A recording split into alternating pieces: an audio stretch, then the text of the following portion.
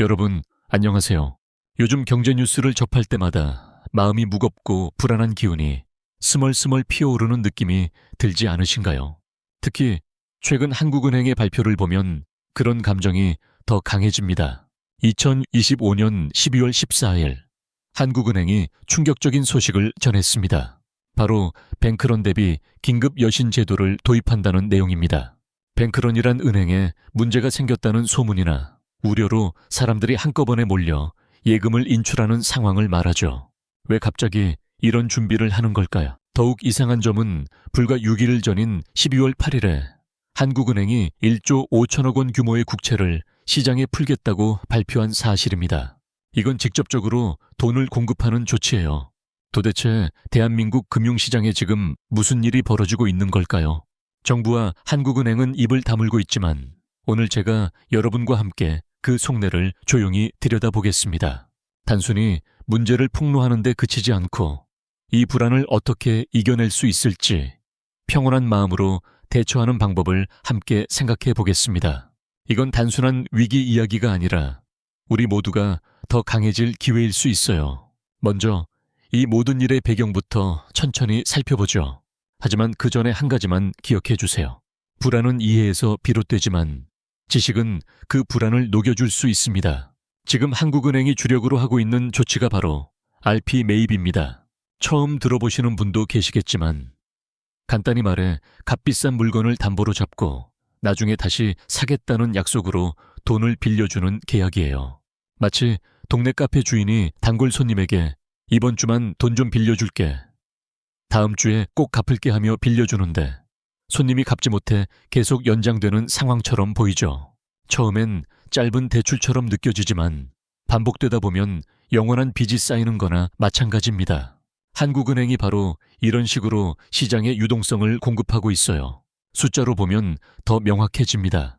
2025년 1분기 RP 잔액은 0.5조 원이었는데 2분기엔 2조 원으로 늘었고 3분기엔 4.5조 원, 4분기엔 무려 6.5조 원으로 추정되며 8개월 만에 13배나 증가했어요. 게다가 12월 8일에는 국채를 1조 5천억 원 규모로 단순 매입하겠다고 발표했죠. 이건 일주일 후 갚는 게 아니라 아예 영구적으로 돈을 뿌리는 선언입니다. 여기서 그치지 않고 통화 승수라는 개념이 작용해요.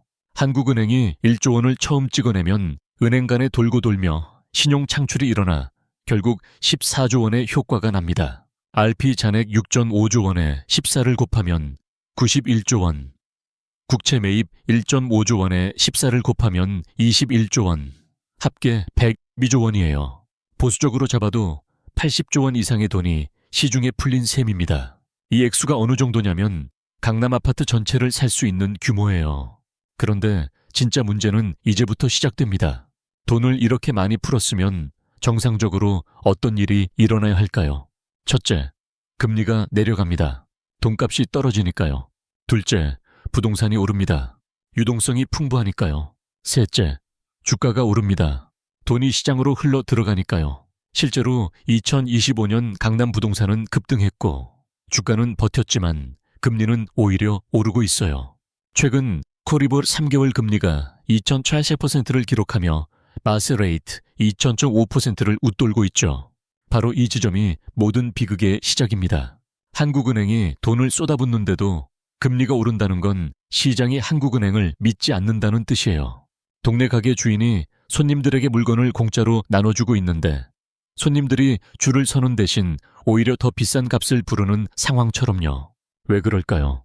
이 가게가 곧 망할 거라 생각해서 나중에 물건을 못 받을 수도 있으니 지금이라도 비싸게 주고 받아야겠다는 심리 때문입니다. 시장이 한국 경제를 보는 시선이 바로 그렇습니다. 외국인 투자자들은 이 상황을 보며 한국은행이 돈을 저렇게 미친 듯이 푸는 건 숨겨진 큰 문제가 있기 때문 아닐까 하고 생각해요. 실제로 2025년 11월 외국인들은 한국 채권을 17조 6천억 원 규모로 순매수했어요. 금리가 오르니 지금 사두면 나중에 더 비싸게 팔 수 있다는 계산이지만 이는 역설적으로 한국 경제에 대한 불신을 의미합니다. 이처럼 불안한 흐름 속에서 우리의 마음은 어떻게 다스릴 수 있을까요? 이 불신의 뿌리는 바로 PF 대출에서 비롯됩니다. PF 대출이 뭘까요? 프로젝트 파이낸싱, 즉 건설 프로젝트를 위한 대출을 말하죠. 문제는 이 PF 대출이 이제 좀비처럼 변해버렸다는 겁니다.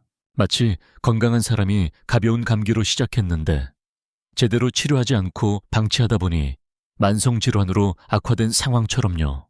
처음에는 약만 먹고 버티면 될 줄 알았지만 시간이 지나면서 몸 전체가 쇠약해져 회복이 불가능해진 거예요. 2022년에 발견된 초기 증상처럼.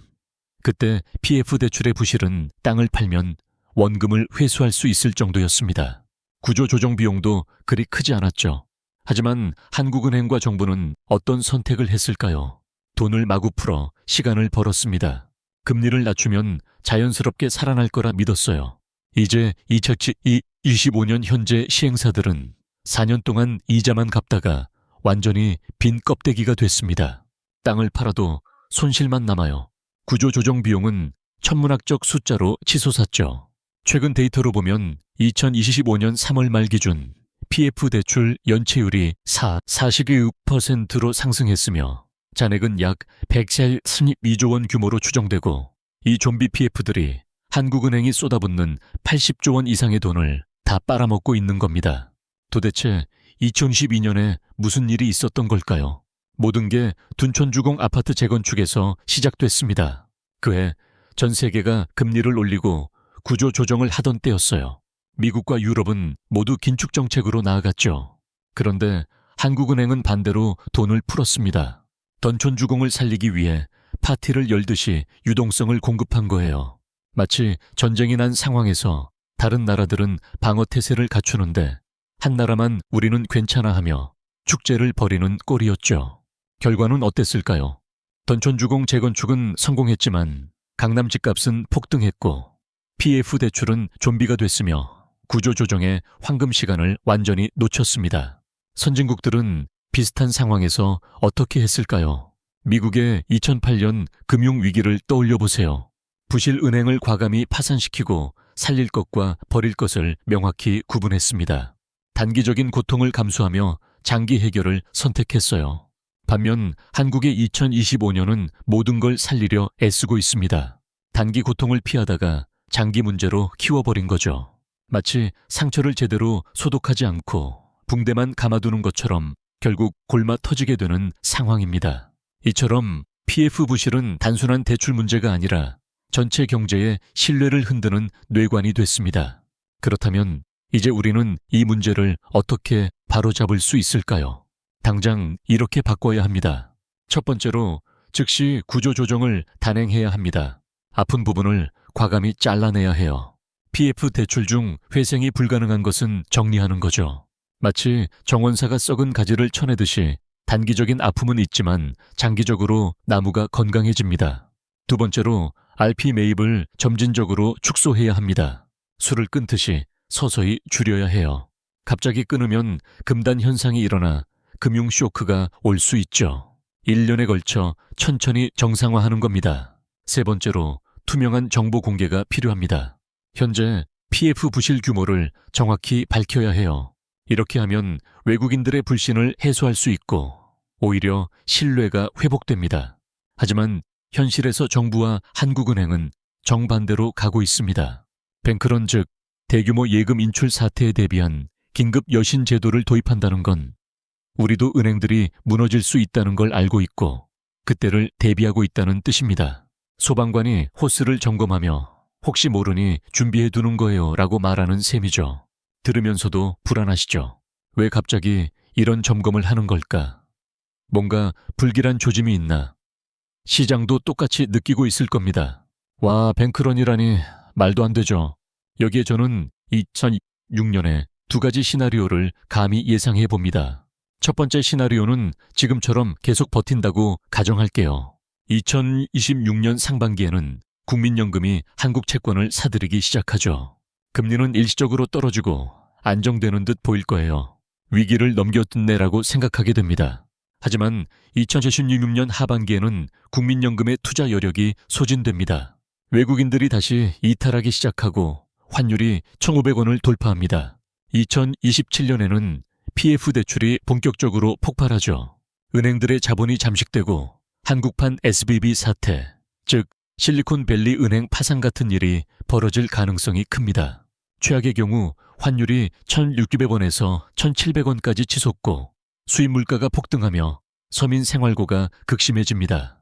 두 번째 시나리오는 지금 당장 구조 조정을 하는 겁니다.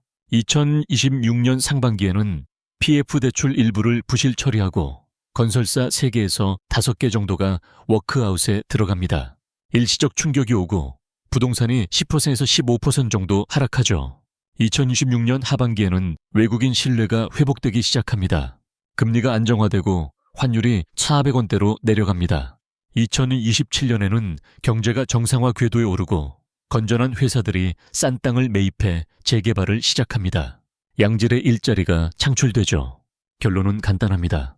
지금 15%의 고통을 감수하면 나중에 50%의 고통을 피할 수 있습니다. 하지만 구조조정을 미뤄야만 하는 경우도 있습니다.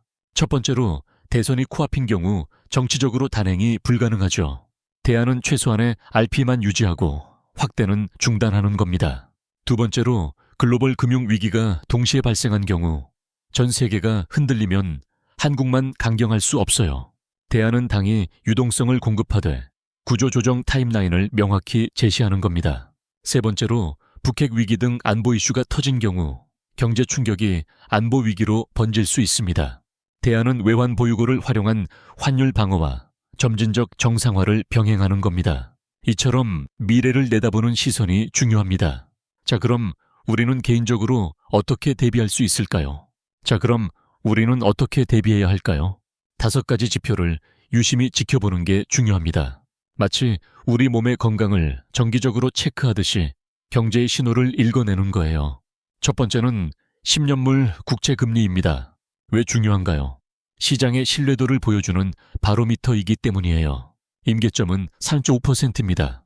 최근 12월 16일 기준으로 31% 수준이지만 10년물 국채금리가 5%를 돌파하면 외국인 이탈의 신호예요. 환율 급등이 시작되는 거죠. 어떻게 행동해야 할까요? 금리가 4% 이상이면 달러 자산을 20% 확보하세요.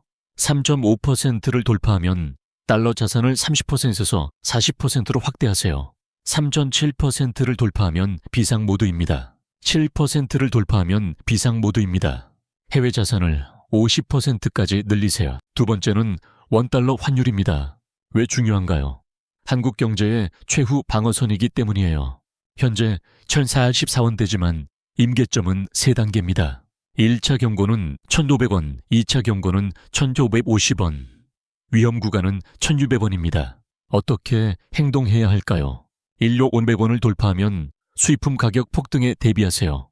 생필품 적정 재고를 확보하는 거예요. 1료에 50원을 돌파하면 해외여행이나 유학 계획을 재검토하세요. 1료 600원을 돌파하면 현금 흐름을 점검하고 고정비를 축소하세요. 세 번째는 한국은행 RP 잔액입니다. 왜 중요한가요? 한국은행의 패닉 수준을 보여주기 때문이에요.